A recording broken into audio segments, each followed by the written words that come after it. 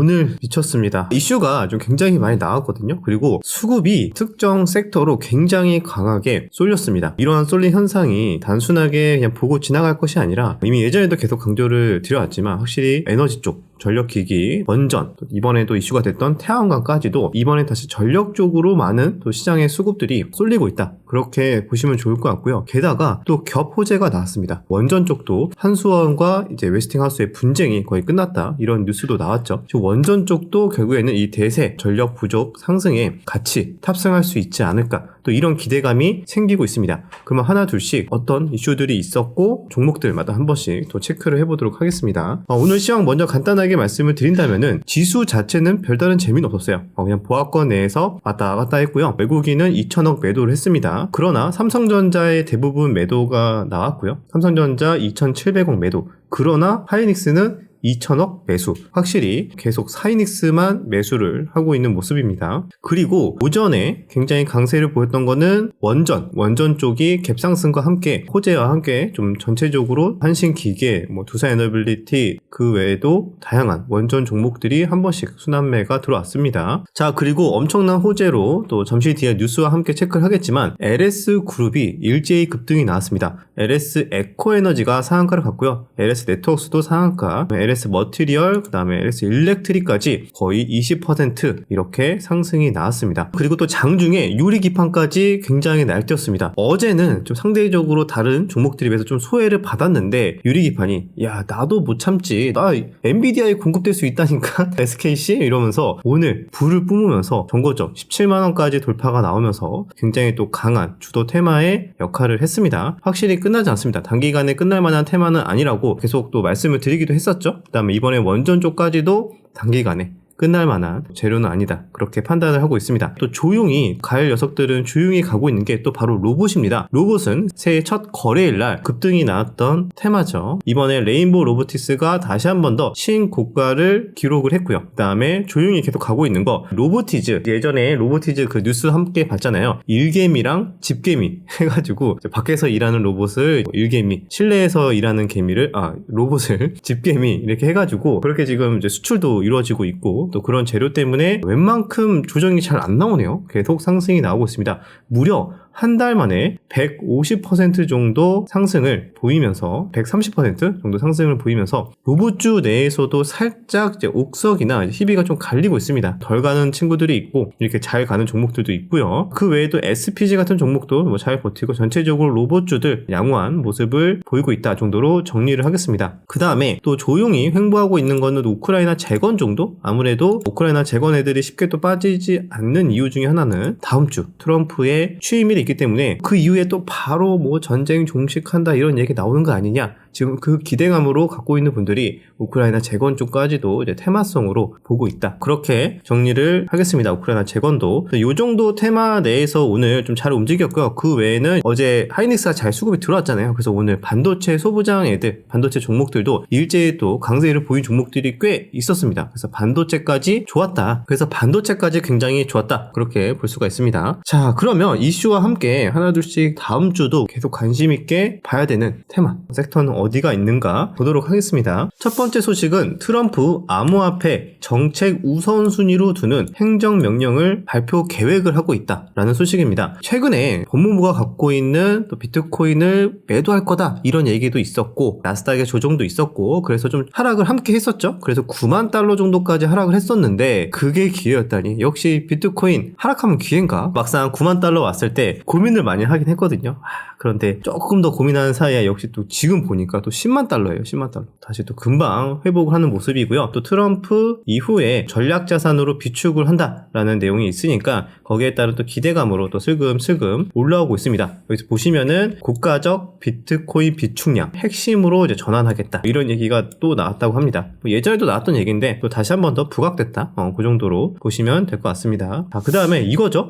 이번에 LS가 완전히 떡상을 한 이유. LS 존버하신 분들은 축하드립니다. 미국의 빅테크 LS의 AI 전력기기 러브콜을 보냈다. 누가 보냈냐? 급등할 수밖에 없었다. 왜냐면 일론 머스크가 설립한 인공지능 개발사 xAI의 데이터 센터용 전력기기를 공급한다고 합니다. LS 일렉트릭이. 그러니까 LS 그룹주들이 야 이제 일론 머스크가 묻었다 이것도 있지만 실제로 공급을 하니까 야, 앞으로 더 실적이 좋아지지 않을까라는 기대감도 있고요. 이것뿐만이 아니라 지금 보면은 다른 미국 4대 빅테크 중 진짠가? 3곳과 이미 배 전반 납품 협의를 하는 것으로 확인됐다. 지금 협의 중이라고 하는 거죠. 그래서 이번에 미국의 빅테크 A사는 이미 작년에 청주에 있는 LS 일렉트릭 공장도 실사를 했었고 서서히 지금 결과물로 나오는 단계다. 이미 xAI랑 이번에 공급을 하는 것도 그렇고 이제 시작이다. 아직 끝나지 않았다. 이런 분석이 나오는 것 같습니다. 그래서 이쪽 관련해서 또 LS 그룹 포함 또 다른 전력기기 쪽도 충분히 다음 주도 계속 순환매 관점 유지를 해볼 수가 있을 것 같습니다. 자, 그 다음에 오늘 우리나라 시간으로는 새벽에 스페이스 X 스타쉽 이번에 또 발사를 했습니다.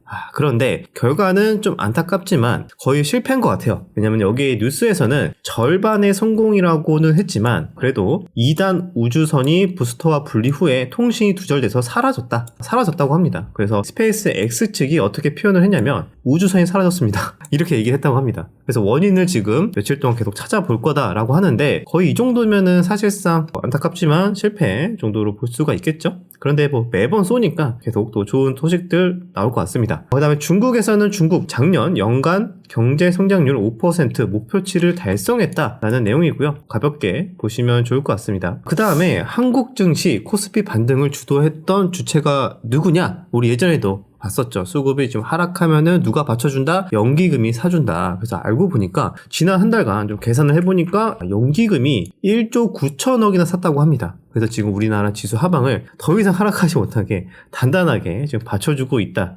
그렇게 보시면 될 것 같고요. 이제 끝났느냐? 아직도 총알이 많이 남았다라고 합니다. 그래서 아직도 이 투자 여력이 많이 남아있어서 추가적으로 하락을 한다고 해도 당분간 매수세가 이어질 수 있으니까 오히려 하락하면은 기회로 활용할 수 있다. 그렇게 이해해 볼 수 있겠죠. 그러면 누가 그렇게 팔았냐? 결국에는 또 외국인이었습니다. 비상계엄에 놀라서 외국인들이 3조 6천억이나 던졌다라고 하고요. 채권도 같이 회수를 하면서 던졌다. 이런 내용이 있습니다. 아무래도 외국인들 입장에서는 다른 대안 자산이 굉장히 많은데 정치적으로 불확실성이 큰 나라에 굳이 투자를 해야 될까? 그렇기 때문에 회수를 하고 있다라는 소식이고요. 이거를 무조건 이렇게 부정적으로만 보느냐? 저는 사실 반대로 역발상적인 관점을 본다면 외국인들이 정치적인 불확실성 때문에 이렇게 매도를 많이 했다면 반대로 생각해보면 조만간 또는 올해 내로 정치적인 불확실성이 어느 정도 좀 마무리가 되겠죠. 그러면은 그때 다시 외국인들이 들어오지 않을까요? 쟤네들 좀 괜찮아졌네? 그러면 다시 포트폴리오 배분을 해야 되니까 분산 투자해야 되니까 또 이렇게 계속 우리 빠져나갔던 외국인들 수급이 다시 들어올 수 있습니다. 그럼 그것을 먼저 예상을 하고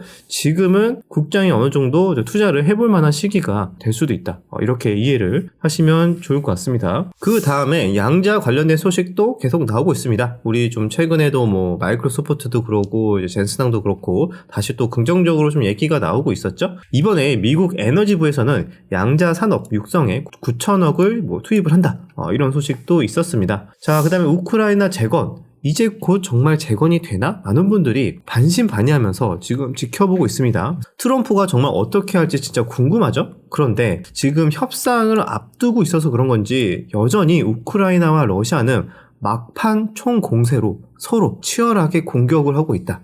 그런 소식이 있습니다. 아무래도 조금이나마 협상에 우위를 두기 위해서는 뭐라도 더 공격을 해야 된다. 이렇게 보고 있는 것 같습니다. 다음 주에 아마 중요한 또 내용들이 많이 나올 것 같으니까요. 여러분들도 함께 뉴스랑 관련주 보시는 분들은 종목들도 보시면 좋을 것 같네요. 우리나라에서 긍정적인 소식은 뭐냐면 우크라이나가 한국이 바로 놀라운 복구 모델로서 통째로 도입을 한다. 그래서 우리 한국의 6.25 전쟁 이후처럼 우크라이나가 매우 처참하다. 그래서 한국이 6.25 전쟁 이후에 엄청나게 빠르게 복구하고 심지어 엄청나게 빠르게 경제 성장까지 이루어냈으니까 우리는 그래서 한국의 모델을 따르겠다. 내용이 계속 나오고 있습니다. 그래서 실제로 방한을 하고 있는 우크라이나 의원들 이런 것도 있고 트랙터, 대동 같은 애들도 트랙터 수출한다. 그래가지고 상승이 나오기도 했었죠. 스마트팜, 선박까지도 우크라이나에서 우리나라에 좀 관심을 갖고 있다. 그런 소식입니다. 자, 그 다음에 오늘 가장 핫한 이슈 중에 하나죠. LS 그룹의 전력기기 공급, 빅테크에 공급하는 게 또 가장 핫한 이슈였고 그리고 원전, 한수원과 웨스팅하우스 분쟁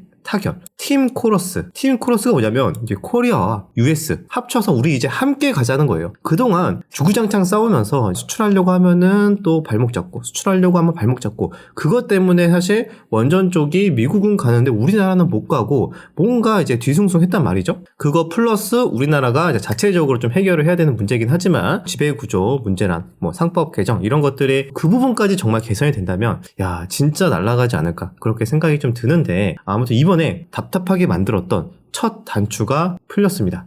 원전 시장 한수원, 한전, 웨스팅하우스, 카메코 16일 미국에서 협상 타결 공식 선언을 한다는 소식이고요. 협상의 구체적인 내용은 비공개이긴 한데 근데 여기 내용을 보면은 이런 것 같습니다.